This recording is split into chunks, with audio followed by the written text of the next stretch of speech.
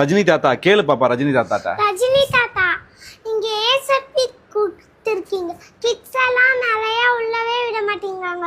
ஏன் அந்த மாதிரி படம் எடுக்க அலோவ் பண்றீங்க? ரஜினி படம்னா நாங்களாம் வருஷக்கணக்காக வெயிட் பண்ணி நாங்கள் வந்து தலைவர் படத்தை பார்க்க வெயிட் பண்ணிருக்கோம். தீவிர ரஜினி ஃபேனு இவங்க. பாவம் தேட்டருக்கு கூட்டு போக முடியல, கூலி படம் பார்க்க முடியலன்னு 2 நாளாக ஒரே அழுக ஆதங்கம். என்ன பாப்பா சொல்லு பாப்பா.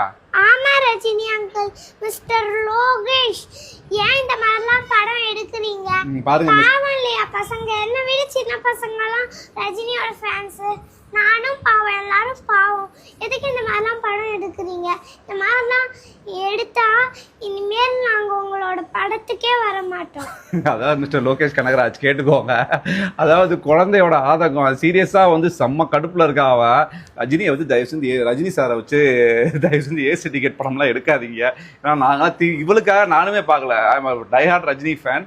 ஸோ நானுமே பார்க்கல. இவளை தேட்டருக்குள்ளே விட மாட்டேங்கிறாங்க. ஏசி டிக்கெட் படம் சாரி உள்ள அலோவ் பண்ண மாட்டேங்கிறாங்க. ஸோ குழந்தைங்களோட மனசை கொஞ்சம் புரிஞ்சு படம் எடுத்தீங்கன்னா பாவம் அந்த குழந்தை. தயவு செய்து அடுத்து ரஜினி படம், ரஜினி சார், ரஜினி தாத்தா ஏசி டிக்கெட் படம் நடிக்காதீங்கன்னு சொல்லு. ரஜினி தாத்தா ஏசட் போடாம நடிக்காதீங்க. ஆமாம் தயவு செஞ்சு நடிக்காதீங்க. உங்கள் குழந்தைங்க ஃபேன்ஸ் ரொம்ப ரொம்ப உங்களை மிஸ் பண்ணுறாங்க. தேட்டருக்கு கூட்டிகிட்டு போக முடியல எங்களால். கூலி படம் பார்க்கல.